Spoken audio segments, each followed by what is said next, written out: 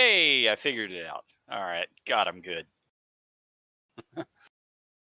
I figured out a Discord thing. You typed the same command you've been typing in for about 2 years now.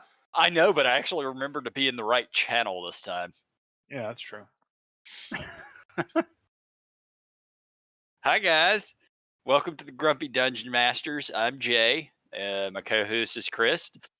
And today, Chris, whatever. And today, Christopher. today I'm gonna bitch about Arby's. Why are you going to bitch about Arby's? Are we now a meat channel? No, it's a D&D thing. Okay. So apparently in August of 2021, they released a limited set of Arby's dice that you could order on their website. Now, mind you, and it's D&D dice, like it's 7 dice. You know, you got your D6, your D4, your D20, etc. percentiles. I never knew about it in 2021. Never had a clue. Never heard about this shit. Yeah. And for whatever reason, today, an article about them bringing it back crosses my internet feed. And I find out about this at 1:30 or so, like 1:15, 1:30 Central Time. And apparently they were going to start selling them today at 2 o'clock Eastern, which is 1 o'clock Central Time. So immediately I clicked the link, which takes me to the Arby's website. This is about 15 to 30 minutes tops before this thing goes live. And by the point I find out about it, completely fucking sold out. Wow. So, you know me. The next thing I do is I go to eBay just to see how much are these selling for. So they retailed on Arby's side for $12. For $12, yes. Okay. The eBay price is over $400. Okay. Of which none have sold. This is what idiots are listing them for. And who knows, these might be the ones they got today. It might be the old ones. You never know there. It's probably the older ones. But either way, I hate the fact that I find out about stuff exactly like Amazon showing Honor Among Thieves on 2 separate weekends. But we find out about it after it's happened. Yeah. Did you get the 10-gallon Arby hat, though? I have not received it yet, but I've definitely ordered one. Okay. Because And what about your Arby's wine charms? Have you got those? well, as I don't drink, so no. But a 10-gallon hat. I mean, it's a funny hat, so you got to wear it. Everybody needs a 10-gallon Arby's hat. It's tall enough to hold a large curly fry and a beef and cheddar. And your head all at the same time. No, but seriously, like these are actually kind of nice looking dice. They're clear dice with a black center, and gold lettering. Yeah, They have like an Arby's Arby's hat. Yeah. Yeah, inside. the Arby's logo for the high number. So nat 20, you get a Arby's logo. I would probably never use them, but honestly, like I'm not even really a dice collector, but that's something I would like to have. And for $12, it's not even expensive, assuming you could actually get them. Yeah. There was another link there on probably the same article that you saw, where the guy was some guy was making realistic D&D cakes, and he made him a holder cake. Huh? Is it in that same article, or is it? Yeah. I'll put it in our Discord so everyone can take a look at it. But yeah, that way I can find it because you know me and the internet. Yeah, you don't like it. But yeah, kind of disappointing. But yeah, I did find something else I really, actually, kind of want that I'm probably not ever going to order. It's weird. All of a sudden, I'm not this huge collector, but all this stuff keeps dropping that I'm actually like, wow, that's really cool. I'd like to have that. You're becoming victim to the system. I am. I'm never ordering any of it, but I'm going to be like, man, it'd be awesome. So they released 3 toys, and you may already know about this. Hell, you may already own them. They're called the Dungeons and Dragons reaction figures. And apparently this is wave number 1 of them. And I don't know if they're doing more waves, but it's 3 figures, just like you would find in a store hanging up on a peg, like miniature action figures. And there's one for the Afridi, one for the Githyanki, and one for the sorcerer or sorceress. And these are all first edition Dungeons and Dragons covers turned into toys. Because the Githyanki is on the cover for the Fiend Folio. The Afridi is the Dungeon Master's Guide, a very iconic piece of artwork. And the Sorceress is the original basic box set, which I have seen the picture before, but I never owned that book or that box set before. Yeah. Yeah, I did see those. They look kind of interesting. I have not bought them yet. I don't know if I will. I mean, if I see them like in a toy store, I probably will, but I'm not going to order them online. If I were to buy anything like statue related now, honestly, it would be the Githyanki statue that they had. I haven't seen this. This came out a long time ago, maybe like 4 or 5 years ago.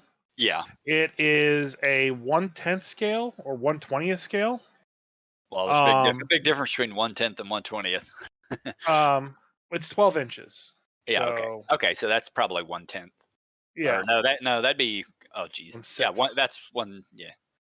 Yeah. 1/6. But it's of the Githyanki from the cover, from the Fiend Folio. As a statue. So it's the same one. Yep. Well, it's actually 12. The actual statue itself, without the base, is 12 inches, and then you add the base and the sword that he has, and it's 16 inches. Oh, okay. Yeah, he's got the giant badass two-handed. Should be a silver sword, although gold. Yeah, it's gold, but it should be a silver sword. That's $250, and it's not even a mini that I can use at the table. So yeah, that's the I'm never gonna buy it. Yeah, at least the toys I'm talking about are $20 a piece pre-sale. Yeah, you can get all 3 for $60. Like, I mean, they're cool, but I'd rather get the rest of the animated figures or the animated cartoon figures. Sure, since they only released 3 of those. Yeah, you need that whole set. You got to have the whole collection of them. Yeah. Speaking of, are you buying the D&D Magic the Gathering cards? No, from are they the movie? Really? Oh God, no, hell no. Why not? You don't want Chris Pine as a Magic the Gathering card? I don't want Chris Pine as a Magic the Gathering card. I wouldn't mind having his character as one. That's what it is. I know it is, but well, it's painted art of them, if I recall correctly. I've seen them. Yeah, they're kind of painted, but they're the same characters from the movie. They have their own cards. Yep. And special abilities. I don't really buy Magic cards much anymore, since very few. We used to do Commander Night every Friday, but then same problems as getting a D&D group together. We can't get a Magic group together. And I do have a local store I could go play Magic at, but I just haven't really felt like it. If I ever did, I'd start buying cards again. But those are the little just sort of one-off collectors things they've been doing for a few years now. Not really a big fan of that stuff. It's like the Warhammer cards and the Walking Dead cards and all that shit. Well, I'm gonna put together a just D&D like main character deck. Just so I could have it.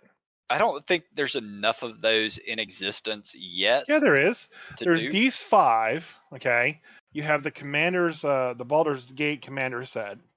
And you have the Adventures of Forgotten Realms. There's plenty of name characters that we could throw in there. I mean, if you throw some other cards in the deck, sure. Well, all D&D themed cards, yeah. Okay, yeah. There's definitely enough for that. Like you have all the companions. You have all the companions. You have all the Baldur's Gate big guys. Yeah. So yeah, there's plenty of them. Yeah, if you're adding in other cards that are not characters per se, but D&D related, absolutely, there's plenty of cards. The Tarrasque has to be in there. Ugh, despite how bad it is. It should have trample. Why doesn't it have trample? It's a fucking kaiju. Yeah. No, it doesn't get it. Oh, well. I've been going through the Rokugan books, man. They've got some badass kaijus in there. Mm-hmm. I don't have any of this pulled up, so I'm not going to talk too in depth about it. But just kind of going through it, there's like a giant sea kaiju. There's a giant spider kaiju, and they're all just giant spirits. I'll pull it up later and talk about it for another podcast. But because I know how much you like kaiju's, but they're like, these things are like CR50 monsters. I mean, then if it's anything less, then it's not a kaiju. Yeah, well, I mean, the Terrask is a kaiju, right? It's only CR20. Yes, but it's also like a baby. Well, that is true. We did say there are other things that obviously prey on the Terrask. Right. Yep. So that's like the lowest level you get for kaiju. Unless you're talking about like Godzuki, then like he's a CR1/2. You just kick him. No, And he'll fall over. Like, God? oh God, no! God, Sorry, you didn't see that, but I was like leaning backwards, waving my hands in the air because your chair was probably under great duress during that moment. No, Godzuki was like he always ran around with a little kid, and then like he would fall over and like lay down his back, and then like turtle there and like scream for help, and then I'd hated Godzuki. Oh yeah, God, my brain. Okay, I know what I was messing up with. So I grew up and I did watch that Godzilla cartoon, and I remembered Godzuki, but my brain was still saying, well, he was still like the size of a building, right? But no, I was mixing him up with like Godzilla Junior, which is it's different. Yeah. That's not God's. It is Godzuki, I think, but it's not one of those TV show or TV cartoon. The other was movies, and Godzilla Junior, I think, was the size of a small building or something. Yeah. I mean, yeah, 30 meters. Yeah, he was the size of a fucking building, like a 6-story building or something.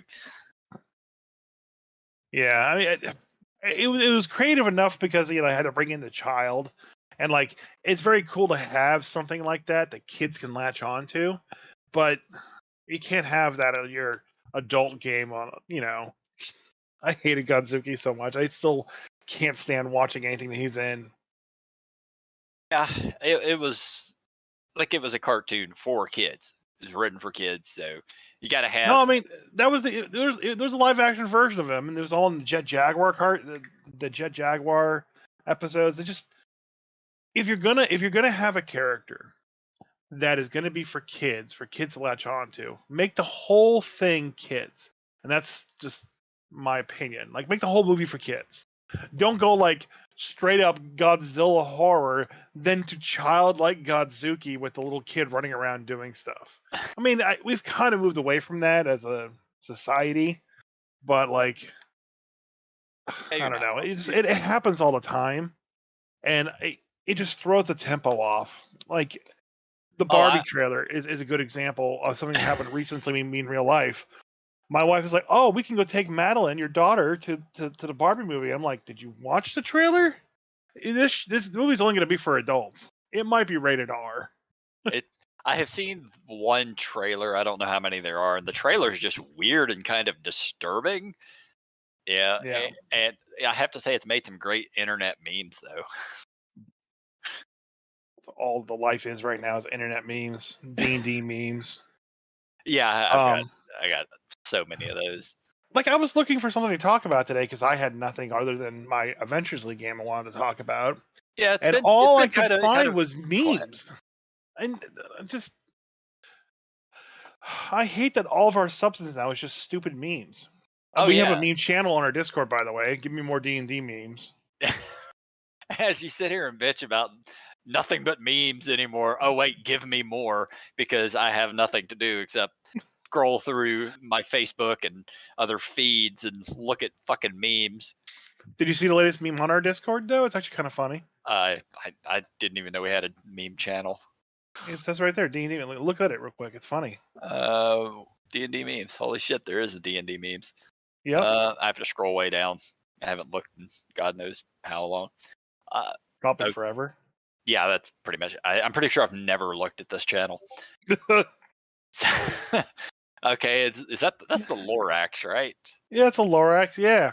Yeah. Okay, I am the DM. I speak for the NPCs. Murder hobo again, and I'll break your fucking knees. No, that's appropriate. That's appropriate. Yeah. Yep. I like the one above that is the that's just Never Ending Story Swamp of Sadness playset, and it's Artax drowning in the mud.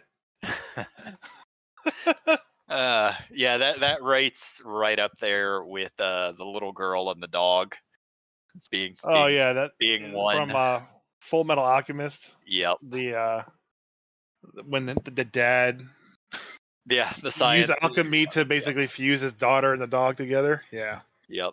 I That that is probably my favorite grouping of internet memes of all time because people hate it so fucking much. So if I see a new one, I have to share it with people. yeah. I was actually kind of disappointed that the D&D movie didn't create very many D&D memes I saw a few at running all. around about Jonathan. Jonathan, no. Yeah, there were a few Jonathan memes, and I actually created one that was what was the dragon's name from the movie? Which one? The dragon, not the flying one, the fat one. Thumberchild? Yeah, Thumberchild.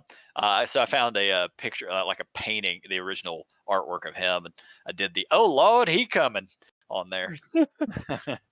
He great chunk. He is a great chunk. Did you see the plushie that they have for him?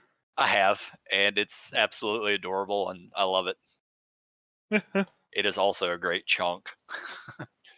So at my local game store, we have a mimic plushie that no one's bought for some reason, Hmm. and it actually is the center point of the story I want to tell about Avengers League. Uh-oh. Yeah, Was there a mimic involved, or was there a mimic plushie involved? both. Okay. Have at it. I gotta hear this. All right, so we started a new season of Avengers League, and the first problem I ran into was that the official Discord for Avengers League, the person that was supposed to write up the conversion from the hardcover for keys from the Golden Vault for Adventures League didn't get it released in the middle of March. And it's now the middle of April. Yep. And they stated that they couldn't get it out because that person had COVID. I hope they're okay. But still, it's like no one else could pick that up and finish it in a month. How many At people least work the for this first, company? I don't know, at least the first couple chapters so we can get the tier 1 stuff going. Or did he work backwards? I don't know. So I hope the guy's okay. I hope there's no health problems. It's just like no one else could have got that completed a month after the deadline's due.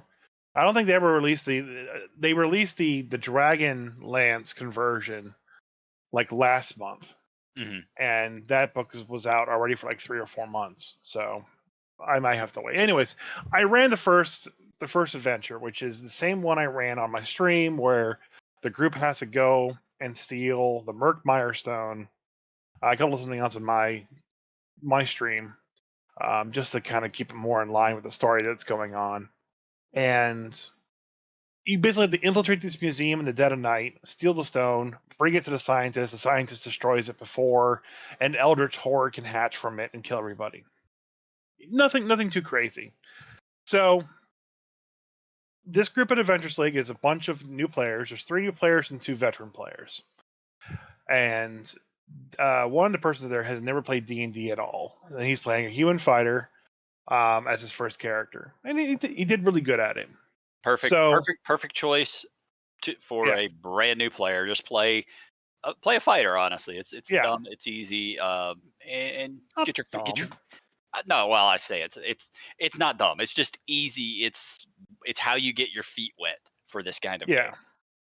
So we had a fighter, we had a cleric, we had a bard, a paladin, and we had I think it was a shape changer druid, a changeling druid. Okay. Can't remember. So anyways, so they get the mission. They infiltrate the museum gala dressed as fancy people.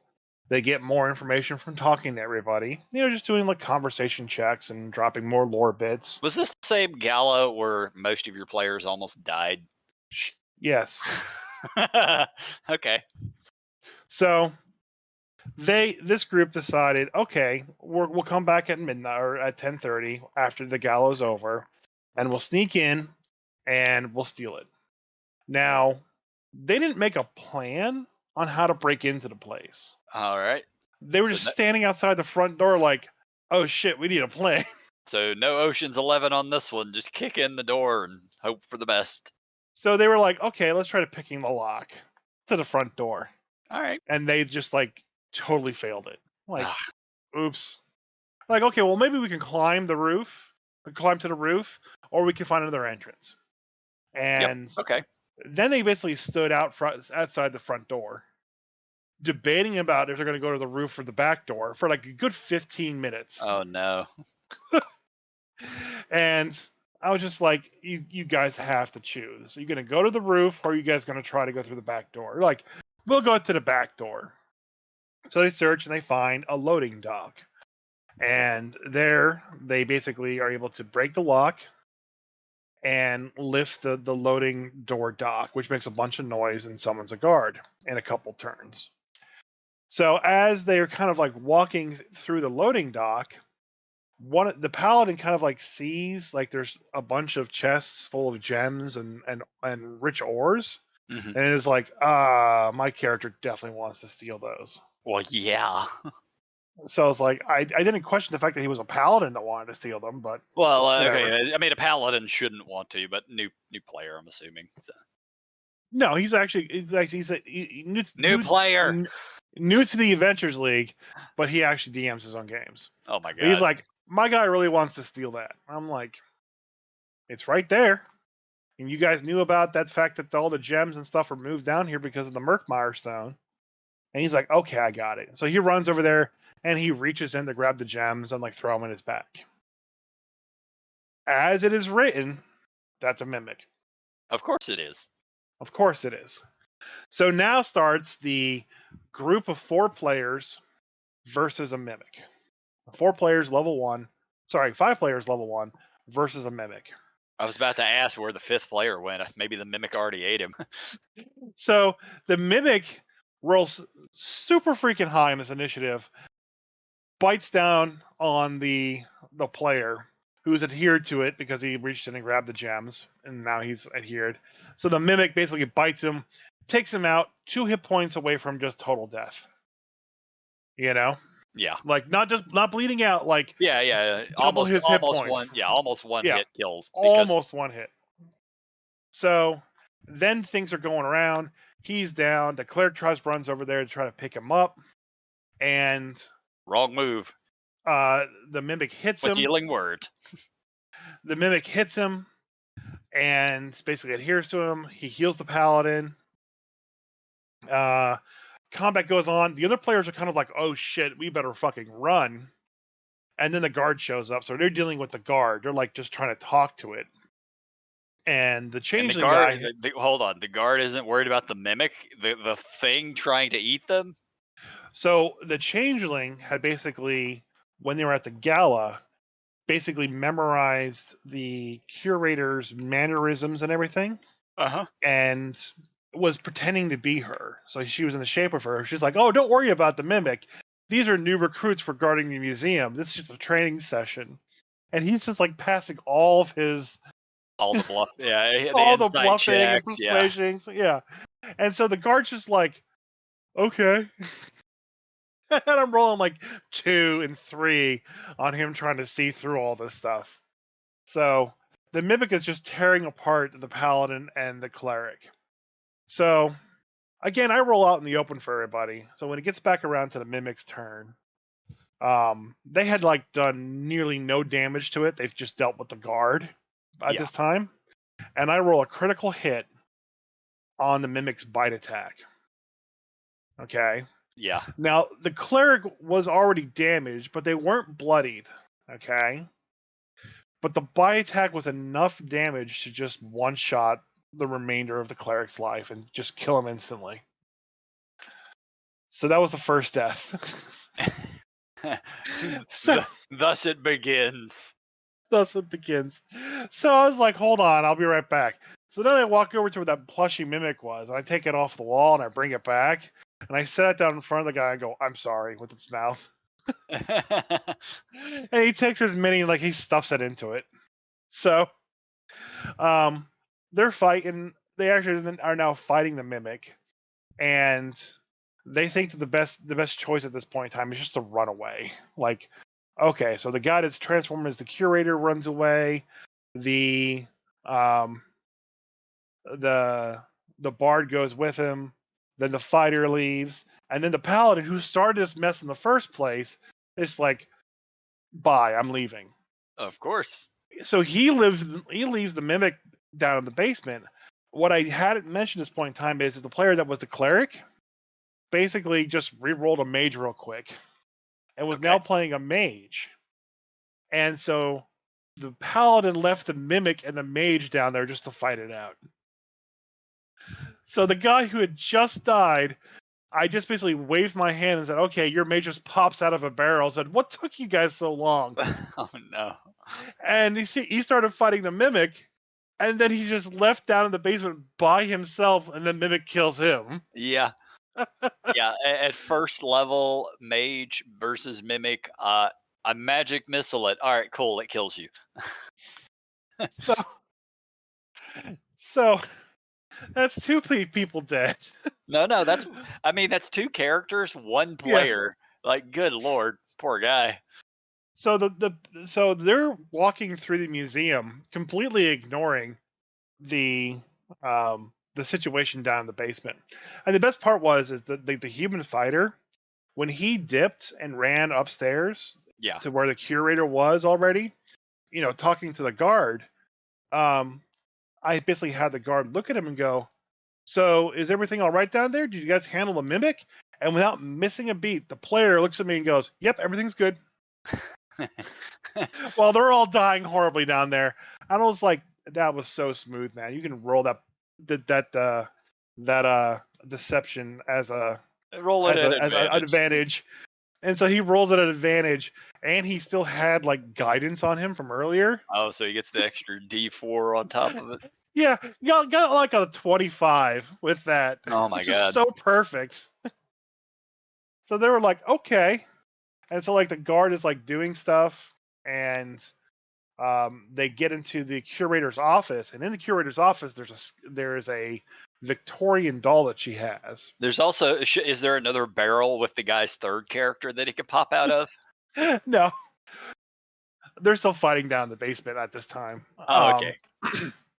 So when they get into the curator's office, there's this doll that like immediately tries to like sees the curator and it's like, "Mama," and the player playing the changeling was just like, "I am not picking that up."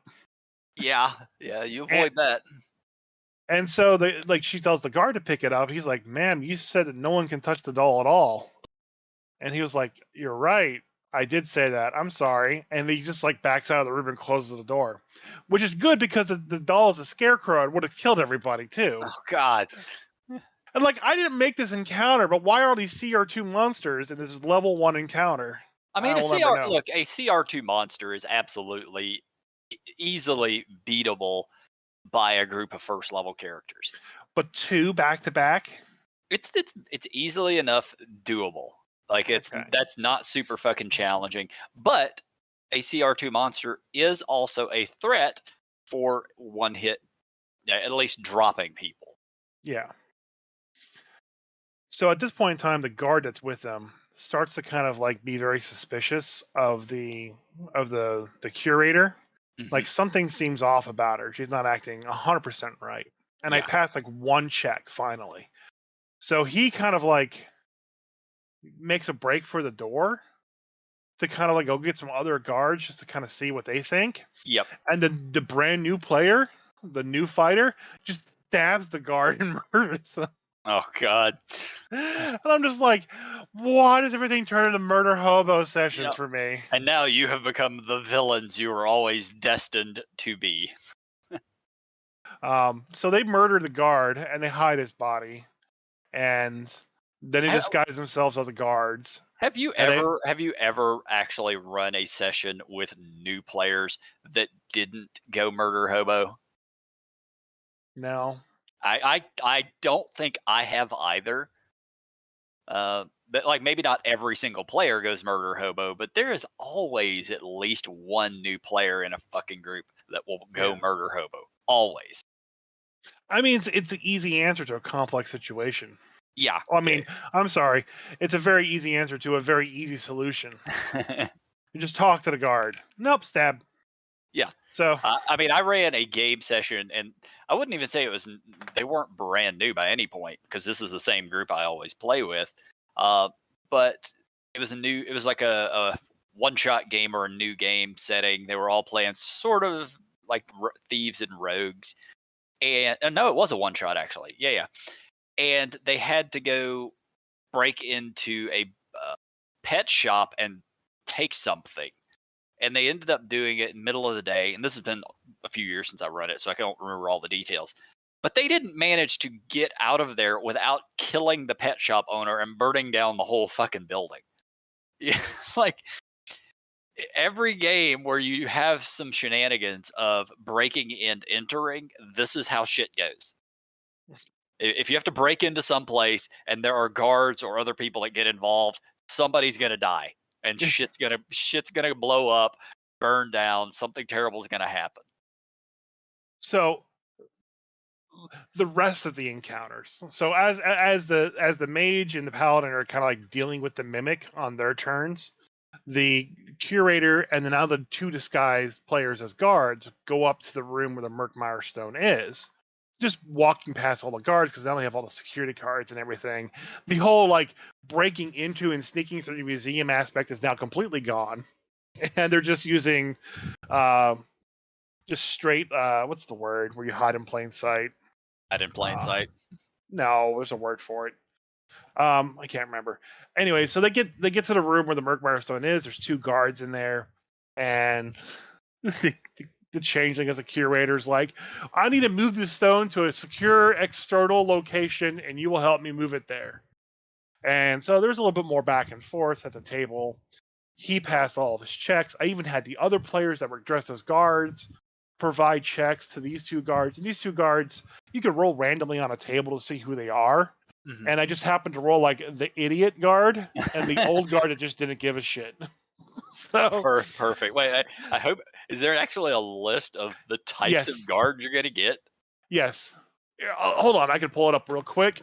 Oh no, that's fantastic. I need that. Well, it's only 12. It's still Um, that it gives you just a very quick, random sort of this is sort of their take on things.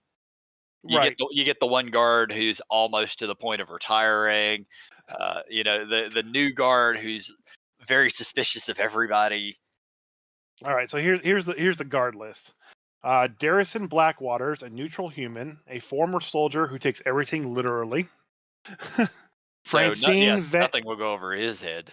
yeah, Francine Van Lichter, a neutral good elf, a sarcastic newbie who respects history. Billy Quartermile, a lawful neutral halfling who loves policy and procedure. That was the one guard that went down there to see the mimic. Ah, Uh, Milanovia, Wumplestocking, lawful good gnome who is very serious but loves a good pun. Garrett Milaneff, neutral evil human, a bully who loves money and bragging rights. Violet Pendergilt, neutral good human, a wistful dreamer who plans to quit soon. That was the idiot one. Surith Davenhall, a neutral human, a reserve soldier who is also pressed, who is always pressed for time.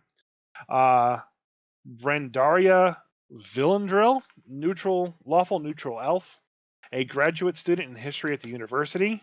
Grendor Battle Axe, neutral good dwarf, a wanderer paying off a debt to the museum.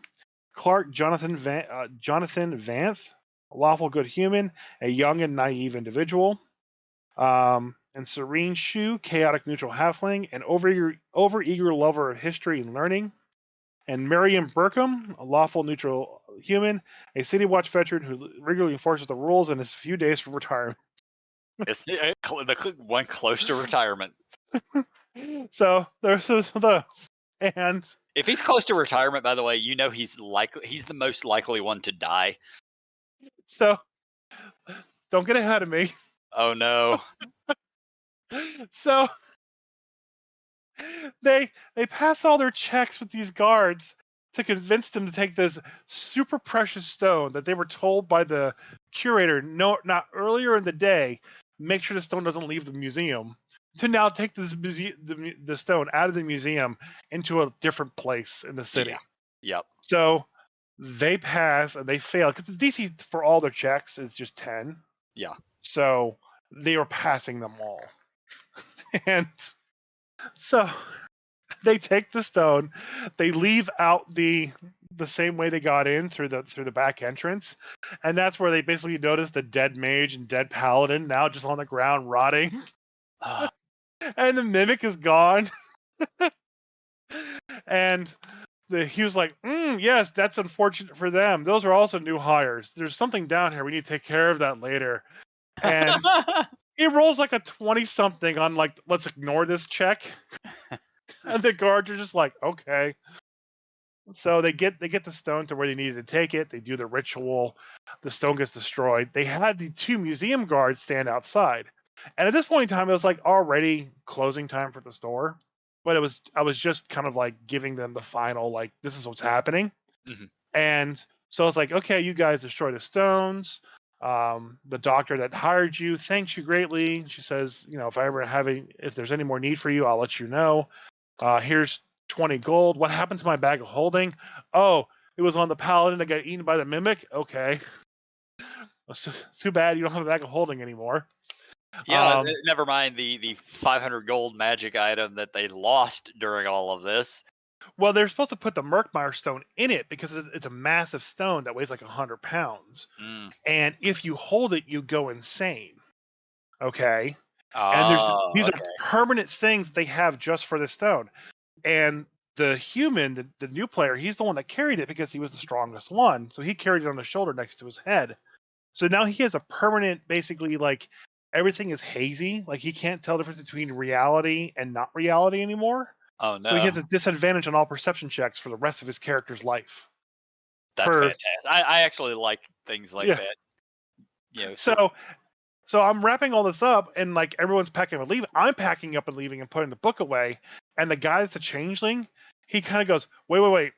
The two guards outside, we killed them before we leave. oh no. Yeah, since we're waving it off, I'm not gonna like roll for the table. I'm just like, okay, you killed them before you leave.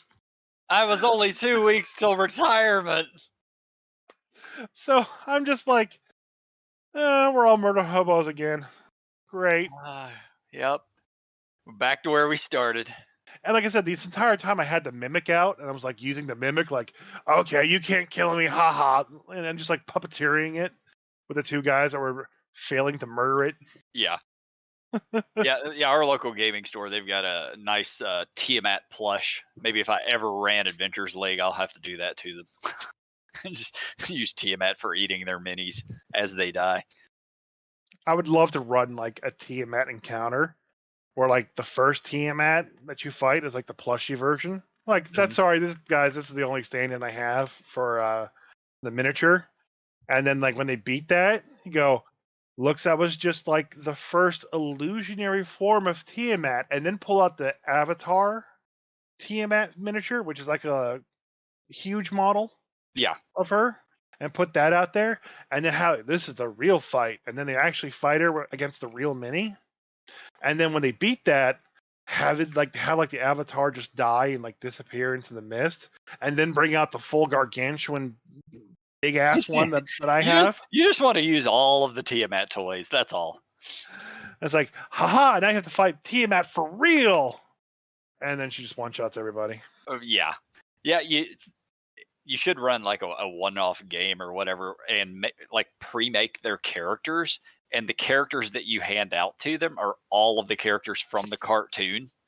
And, one of them plays Bobby the Barbarian, one of them plays the ranger, etc., with the magic bow, because they all had a magic item that gave them cool stuff.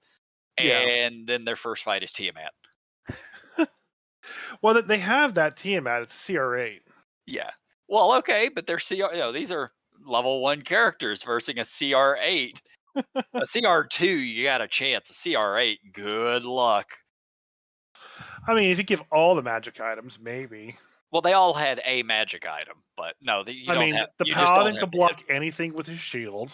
You just don't have the hit points though. Like, Yeah. it's gonna breathe one time and just kill every single one of them. Group up together, guys. Yeah. During your story, you did mention something that popped into my head is the fact that he quickly just rolled up another character. So I was helping everybody make characters for the Oriental Adventures game that I'm doing in 2 weeks, and I am running it as third edition. So if Mhm. it was all out of just the player's handbook, rolling up characters pretty quick because you only have access to that one book. But it's out of all of the Rokugan books, of which I've got like 20 or something. And Yeah. like it took us pretty much the evening to get all the characters written up, made. Mind you, we were coming up with backstories and stuff too. But yeah, it got time consuming after a little while. The like the hardest part was it is the hardest part of those older editions, and you've talked about it before. Fourth edition is just finding the right feats because you're preparing for prestige classes down the road. Yeah. And then like the worst part is too is like you do all this prep and planning and like you never actually get to that point either, you know? Well, with my games, like Maybe. I probably will. I have intentions to run this for quite a long time, but yeah, who knows? Because we've had problems running D&D games for the past year because of scheduling issues. So Yeah. yeah, It's just weird like that, you know. It's yeah, I love the idea of pre-planning ahead of time, but I also am a DM who understands the reality of things. And I told all my players, if we get 5 levels down the road and you realize then, oh, I wanted to do this prestige class, and you got 2 useless feats that you need to swap, I will allow my players to do that because yeah. realistically, it's the only way to make it work, unless you just have super hardcore players. Yeah, yeah. Um so speaking of like just information and stuff out there, we both of us had really nothing to talk about. Yeah, we're just making stuff up on the fly here, guys. So I was actually spending a little bit of time today trying to find things to talk about. All right. Same. So did I. I spent like 3 minutes. So the first thing that I did is I went to D&D Beyond to see what articles they have up there. Because there's no more Dragon magazine. You can go to Reddit and you can I look at D&D I know. or I find a lot of mine on Dungeon Master Resources, which is a yeah. terrible place. But people ask dumb questions, so Yeah, but that's all I usually find is a lot of dumb questions. So I usually try to see what is being talked about in the official D&D spaces first. So that I sure. go to because so Dragon Magazine's no longer here. D&D Beyond is where they actually have articles from the people that are designing D&D now.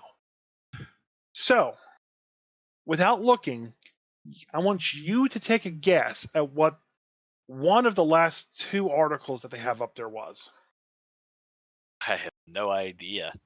The first hint is that it's something that everyone talks about and doesn't freaking matter. Experience points. Not a bad guess. It's along those lines. Uh, yeah, I don't know. So, like So so that is the first thing that popped in my head with yeah. things that don't really matter. Because So there is nothing to talk about in D&D in any capacity right now, which is not that bad of a thing, but they still needed articles to talk about. So what they thought the best thing to do and the best thing to talk about would be alignment. oh So they yeah, wrote an okay, yeah, article called Alignment 101 and how to use it in your game. So D&D Beyond has nothing to talk about right now either. If they're obviously, talking about alignment. if they've gone back to that point, the fact that they've spent an entire edition, however many years fifth edition has been out, just trying to get rid of alignment because that's what they want. They just it's they don't utilize it at all in the game, so why even have it anymore? Right. The other article was best warlocks spells for warlock. Like that's just straight off of Reddit. That's yeah. What spell do I choose? Eldritch Blast. Shut up. Eldritch Go Blast. away. Oh, are you a warlock? Eldritch Blast. What do you do every turn? Oh, I'm a warlock. Eldritch Blast. It's It's the most boring fucking character class out there because that's what you do. You'll look at, as you level up, you'll pick up, I can fireball 1 time a day or some shit like that. But you just Eldritch Blast every turn, man. That's it. The best part is they on their list they have like the top 10. It's just a top 10 list. Like, how stupid of an article is this? No offense to the author, I'm sure. Yeah, you're great. Like they were but probably like, come told, on, yeah. You're stretching for stuff now too. So they were on top 10 list. Eldritch Blast is third. The fuck was number 1 and 2? Armor of Agathis and Crown of Stars. What? I know what Armor of Agathis is. What the hell is Crown of Stars? It's not Eldritch Blast. It's 7th level, so no one ever gets so you're level. not ever gonna cast it. It's basically it's 7th level, 1 action, evocation. It lasts for an hour. It's a range attack. It does radiant damage. 7 star-like motes of light appear and orbit your head until the spell ends. You can use a bonus action to send one of these motes streaking toward one creature or object within 120 feet of you. When you do so, make a ranged spell attack. On hit, the target takes 4d12 radiant damage. Whether you hit or miss, the mote is expended. There's other spells that kind of function the same way. Is that better than Eldritch Blast? No. Yeah, no, I like how. How is that better? That's not. It's just there not. are other spells like that are even better. I was really weird. Like, that's second. It's powerful, but it's 7th level. No one plays characters that can cast 7th level spells. I mean, people not in 5e. People absolutely do, but anybody who's running the modules, they don't, because the module's all in by 12th level. Right. Exactly. So like I said, not in 5e. Yeah, like honestly, the way every single module it's been written, they need to just stop. Like when it comes to character development, you can go up to 12th level. That's it. Never higher, because that's where the adventures end. So what's also weird about this too is Armor of Agathis, which is a fairly popular spell. It's a good warlocks spell. take it. Yeah. Yeah. But the picture that they used was from a magic card from Kaldheim. Okay. The Viking said. So it's not a D&D picture. I'm fairly certain this is just a Kaldheim magic card. So they kind of really went weird for that picture.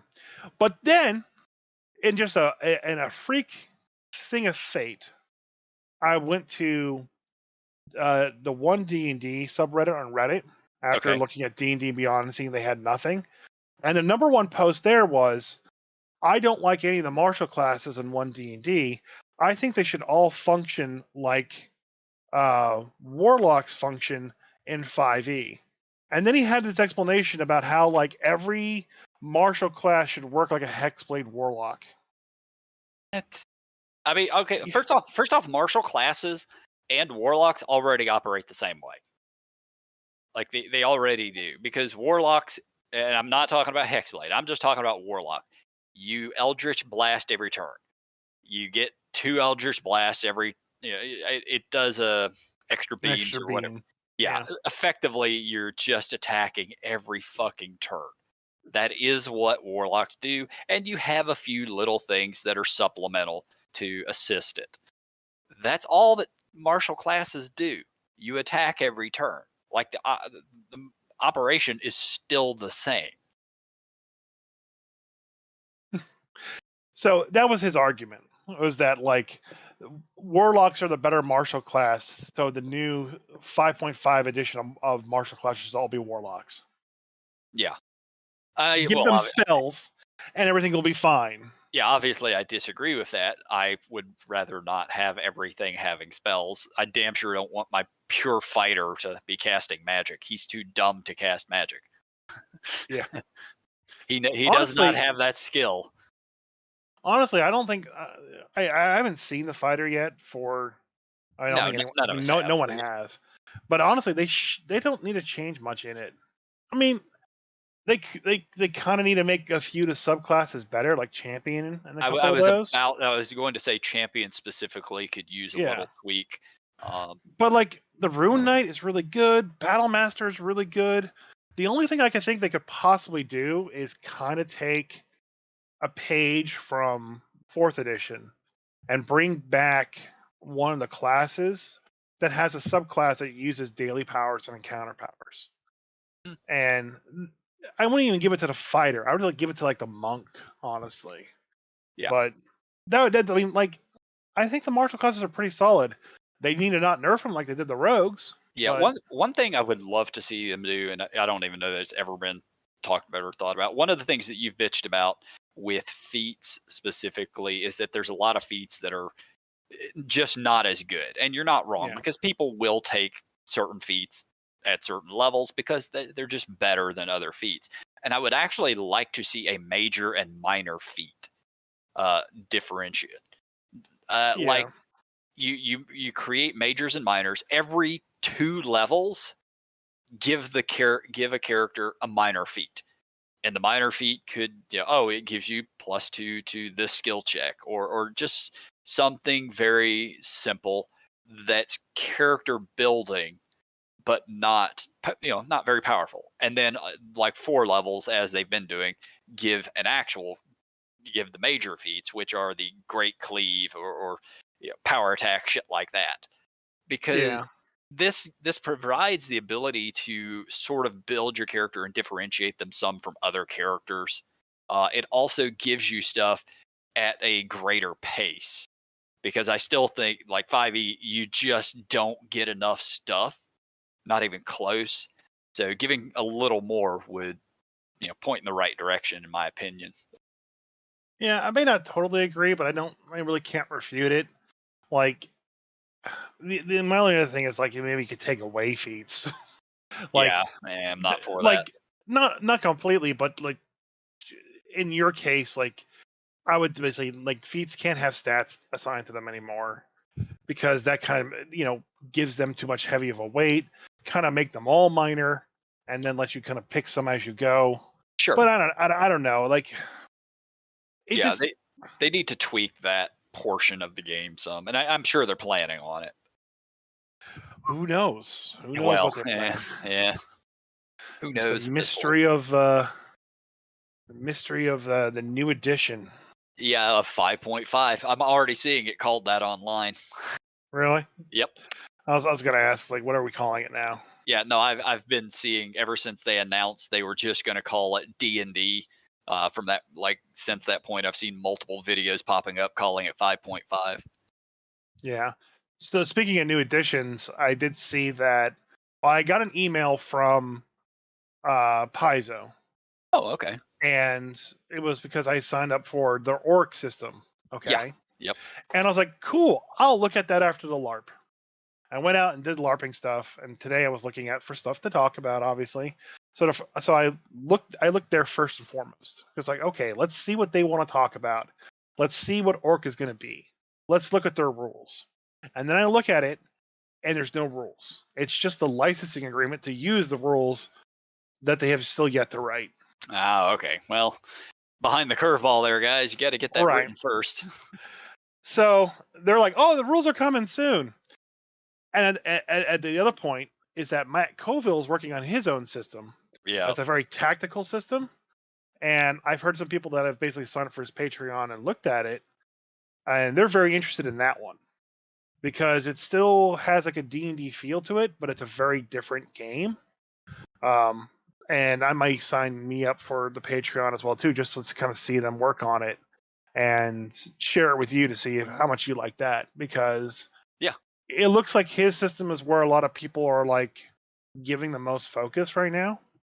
And I haven't seen anything positive with Black Flag yet from Cobalt Press.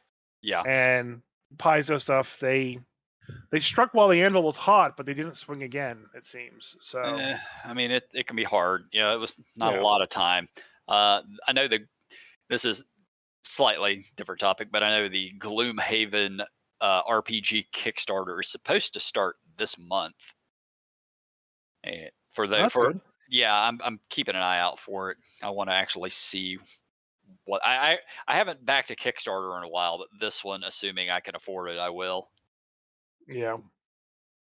But Well, that's all I have. Hopefully, in the next coming weeks, we'll have a couple more guests on and we'll have more fun things to talk about. that's right.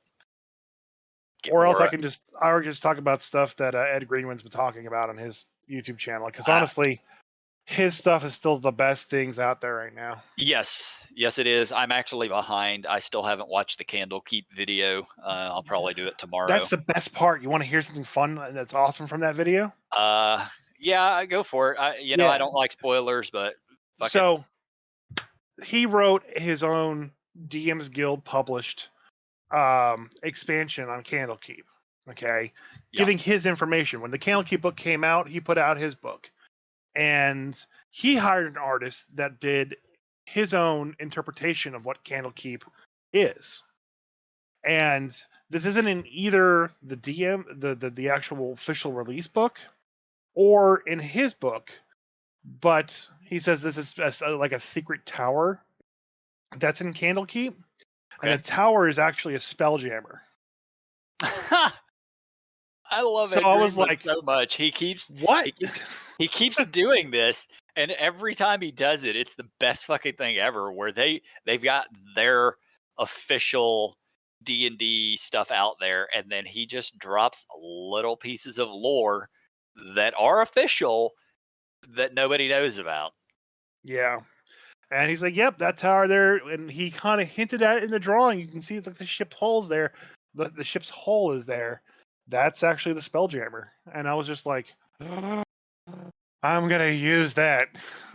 Yeah, that's fantastic. Also, there's a book in there that has all the locations of all Lich's phylacteries.